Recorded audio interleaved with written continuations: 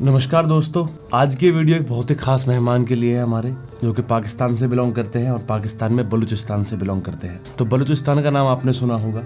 तो हमारे दोस्त का कहना है कि आप बलूचिस्तान के ऊपर एक वीडियो बनाइए, एक ऐसी वीडियो ताकि जो बलूचिस्तानी जो लोग हैं, जो बलूची लोग हैं, उनको एक सपोर्ट मिल सके, उनको एक ऐसा सहारा मिल सके ताकि उनको लगे कि दुनिया में और भी लोग हैं जो उनके पीछे खड़े हैं। तो ट्राई करते हैं कि इस वीडियो को एक मुहिम की तरह पेश करके और इससे एक ऐसी आवाज़ इकट्ठा करते हैं ताकि एक सकारात्मक मैसेज जाए और उन लोगों को न्याय मिल सके। क्योंकि अगर आपने सुना होगा वहाँ के बारे में, तो पाकिस्तान उनके ऊपर बहुत दिनों से जुल्म कर रहा है। तो आज इसी के बारे में चर्चा करते हैं और सबसे पहले चर्चा करते हैं कि ये मुद्दा है क्या। तो मुद्दे पर मैं आता हूँ।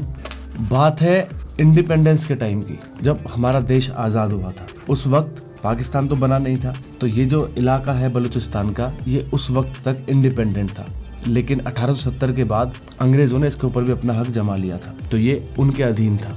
अब जब भारत से अंग्रेज जाने लगे तो वहाँ पर रहने का उनको कोई मतलब नहीं था, तो उन्होंने बलूचिस्तान को भी आज़ाद कर दिया और उसकी आज़ादी भारत की आज़ादी से कुछ दिन पहले ही उनको मिल गई थी। और फिर जब पाकिस्तान का गठन हुआ तो पाकिस्तान के जो उस वक्त नेता थे, सबसे बड़े जो नेता थे मोहम्मद अली जिन्ना, उनकी और ब्रिटिशर्स की, और यहाँ पर जो बलूचिस्तान के एक राजा थे उनका नाम था खान ऑफ कलत। तो कलत एक जगह थी, एक डिस्ट्रिक्ट था, वो वहाँ के राजा थे और बाकी और भी जो प्रोविंसेस थे और भी जो डिस्ट्रिक्ट्स थे उनको भी वही हैंडल किया करते थे। तो कुल उनके हिस्से में 4 स्टेट्स थे जिनको एक राजा खान थे ये देखा करते थे। ये एक ट्रीटी साइन हो गई मोहम्मद अली जिन्ना, ब्रिटिशर्स और ये इन खान साहब के बीच, जिसमें ये बताया गया कि पाकिस्तान एक इंडिपेंडेंट स्टेट है और बलूचिस्तान भी एक इंडिपेंडेंट स्टेट है। ये साइन हो गया। लेकिन साइन होने के कुछ दिन बाद मोहम्मद अली जिन्ना के जो दिमाग में चल रहा था वो चीज़ें बाहर आनी शुरू हो गई। उन्होंने खान साहब को अप्रोच करना शुरू किया कि हम चाहते हैं कि आप पाकिस्तान में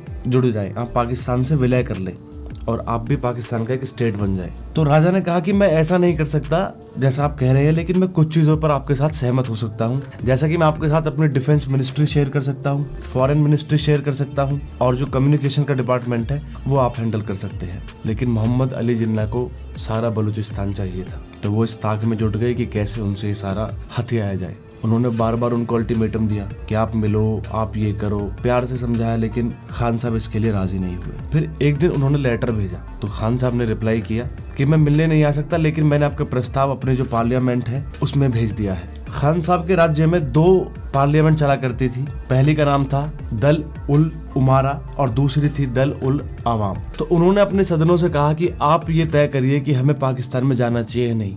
लेकिन उन दोनों ही सदनों ने, उनके पार्लियामेंट ने मना कर दिया कि हमें उनके साथ विलय नहीं करना चाहिए, हम इंडिपेंडेंट ही ठीक है।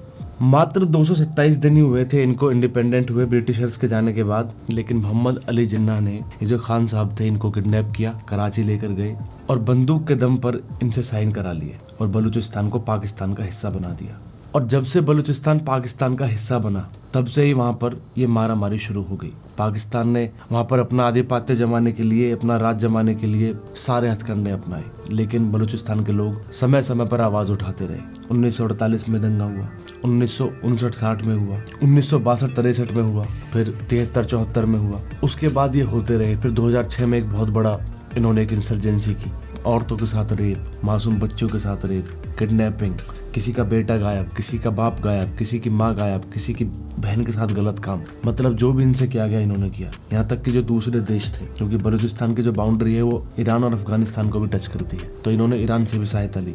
वहाँ की आर्मी आई और इनके ऊपर बम तक डाले गए और आज तक ऐसा ही होता आ रहा है। ये लोग इतने परेशान है कि आवाज़ भी नहीं उठा सकते।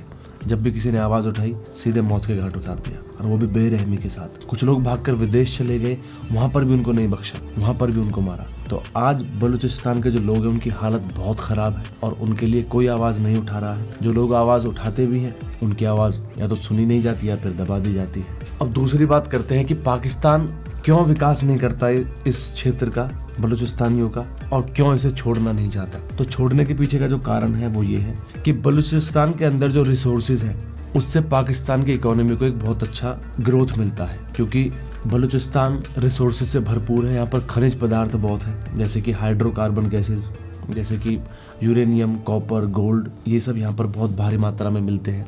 यहाँ का जो कोस्टल एरिया है, जो समुद्री तट है, जो ग्वादर पोर्ट है, जहाँ से आजकल चीन, पाकिस्तान, इन्होंने एक समझौता किया है CPEC के तहत चाइना पाकिस्तान इकोनॉमिक कॉरिडोर, वहाँ से लोग एक्सपोर्ट इम्पोर्ट करते हैं, बिजनेस करते हैं बहुत बड़ा। और भी बहुत सारी चीज़ें हैं जो बलूचिस्तान के अंदर मौजूद है, जहाँ से पाकिस्तान को बहुत फ़ायदा मिलता है। जो नेचुरल गैस पाकिस्तान में यूज़ होती है, उसका दूसरे नंबर का जो प्रोड्यूसर है वो बलूचिस्तान है। पाकिस्तान के लिए तो बलूचिस्तान एक सौगात है जिसे वो किसी भी कीमत पर नहीं छोड़ना चाहेगा। लेकिन जो जुल्म ये लोग बलूचिस्तान के लोगों पर ढा रहे हैं, उसकी कीमत कौन चुकाएगा? पाकिस्तान चुकाएगा। लगातार वहाँ पर आर्मी बनी रहती है, कोई छोटी एक्टिविटी भी करता है तो उसको लेकर भी वहाँ पर गिरफ्तार कर ले जाते हैं लोग। अगर बलूचिस्तान के बारे में बात करें तो वहाँ पर कोई खास डेवलपमेंट नहीं है, बिल्कुल पिछड़ा हुआ इलाका है। लिटरेसी रेट बहुत कम है, पॉवर्टी लाइन 60% से भी ज्यादा है। और अगर पॉपुलेशन की बात करें, पूरे पाकिस्तान की लगभग 5% पॉपुलेशन सिर्फ बलूचिस्तान में रहती है। और अगर बलूचिस्तान के लैंड एरिया की बात करें तो वो पूरे पाकिस्तान का 44% है, यानी कि लगभग आधा। अगर बलूचिस्तान को अलग कर दिया जाए तो पाकिस्तान आधा रह जाएगा। और वहाँ पे पॉपुलेशन की बात करें तो सिर्फ 5%। ये क्यों है? क्योंकि वहाँ पर भूखमरी है, पहले से ही जनसंख्या कम थी, और दूसरा वहाँ पर क्योंकि गर्मी बहुत रहती है तो पानी की कमी है, जिसकी वजह से लोगों को सरवाइव करना थोड़ा मुश्किल है। मोस्टली पहाड़ी एरिया है, रेगिस्तानी एरिया है, और गर्मी का टेम्परेचर कभी कभी 50 डिग्री तक पहुँच जाता है, कभी कभी 53-52 तक पहुँच जाता है। एजुकेशन की कोई खास व्यवस्था नहीं है, एग्रीकल्चर की कोई खास व्यवस्था नहीं है, किसी भी सेक्टर में जॉब हो या फिर अगर आप हेल्थ की बात करें तो उसके लिए भी कोई खास सुविधाएं नहीं है। बस पाकिस्तान को वहाँ से रिसोर्सेज इकट्ठे करने हैं और अपना काम निकालना है। उनको मतलब नहीं है लोग जिए मरे कुछ भी करें। बात करते हैं कि बलूच के जो लोग हैं उन्हें क्या करना चाहिए, और अभी तक ये मुद्दा सॉल्व क्यों नहीं हुआ। सॉल्व ना होने के पीछे भी एक बहुत बड़ा कारण है कि जो बलूच के लोग हैं उनके अंदर यूनिटी नहीं है। उनके अंदर अपनी अलग अलग ट्राइब्स हैं और वो ट्राइब्स अलग अलग फाइट करती हैं इस चीज के लिए। तो उन सबको एक होना है, एक होकर अपनी बात कहनी है, एक स्ट्रक्चर ऐसा बनाना है कि आप चाहते क्या हैं। अगर आप पाकिस्तान से अलग हटना चाहते हैं तो आपका एक स्ट्रक्चर तो होना चाहिए, एक मॉडल होना चाहिए कि हाँ हम इस बेसिस पे चलेंगे और ऐसा हम चाहते हैं, ताकि जिन लोगों से आप सपोर्ट मांग रहे हैं, अभी यूएनएससी में इनकी बात गई हुई है, वो जब देखेंगे तो आपके पास एक मूलभूत एक ऐसा स्ट्रक्चर हो जिसमें पता लगे कि हाँ आप चाहते क्या हैं। सबसे पहले चीज तो जो बलूच के लोग हैं उनको ये करनी है और अपने आप में एक यूनिटी पैदा करनी है, एक आवाज बननी है, ताकि जो हम जैसे लोग हैं जो आवाज उठा रहे हैं उनको भी एक मजबूती मिले आपके साथ खड़ा होने में। क्योंकि इतने सारे वहाँ पर ग्रुप्स बने हुए हैं लिबरल्स के, सब अलग अलग काम कर रहे हैं। अरे अलग अलग के बजाय एक जगह काम करो ना, तभी तो बात बनेगी। जब एक मुट्ठी बनेगी, अब 5 उंगली एक एक करके कोई भी तोड़ देगा, अब कोई से तोड़ के दिखाओ। तो पहले तो उन सबको एक होना है, उसके बाद एक स्ट्रक्चर रेडी करना है कि किस तरीके से आवाज उठानी है। फिर जो दुनिया भर में लोग आपको सपोर्ट करना चाहते हैं वो फिर और खुलकर सपोर्ट करने के लिए आएंगे आपको। अब एक और चीज कि इंडिया या फिर दूसरे देश अगर बलूच को सपोर्ट करना चाहे, बलूचिस्तान को सपोर्ट करना चाहे, तो क्या उन्हें करना चाहिए या नहीं करना चाहिए? मेरे हिसाब से क्योंकि बलूच अब लीगली पाकिस्तान का हिस्सा है तो कोई भी कंट्री डायरेक्टली इन्वॉल्व नहीं हो सकती। वो या तो यूएनएससी के थ्रू जा सकती है या फिर वो इंटरनेशनल कोर्ट ऑफ जस्टिस के थ्रू ये आवाज को उठा सकती है बलूचिस्तानियों के लिए। तो कोई भी कंट्री सिर्फ अभी मॉरली आपको सपोर्ट कर सकती है, क्योंकि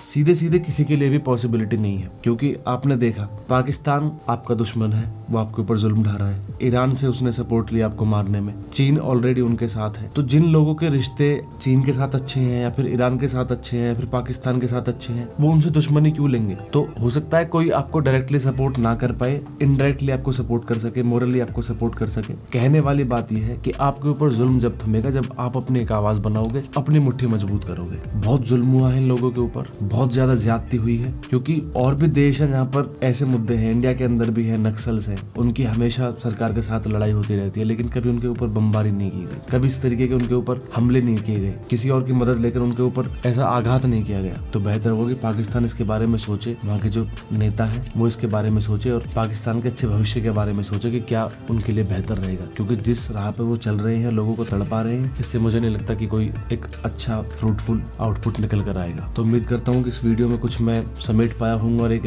ऐसी आवाज बनी होगी जिससे कुछ लोग जुड़ सके और एक इस मुहिम को आगे बढ़ा सके और बलूचिस्तानियों के लिए एक सपोर्ट इकट्ठी कर सके। तो दोस्तों, अगर आपको वीडियो अच्छी लगी हो तो शेयर करना और बताना कि किस तरीके से हम बलूचिस्तानियों को सपोर्ट कर सकते हैं। मिलते हैं अगली वीडियो में। जय हिंद।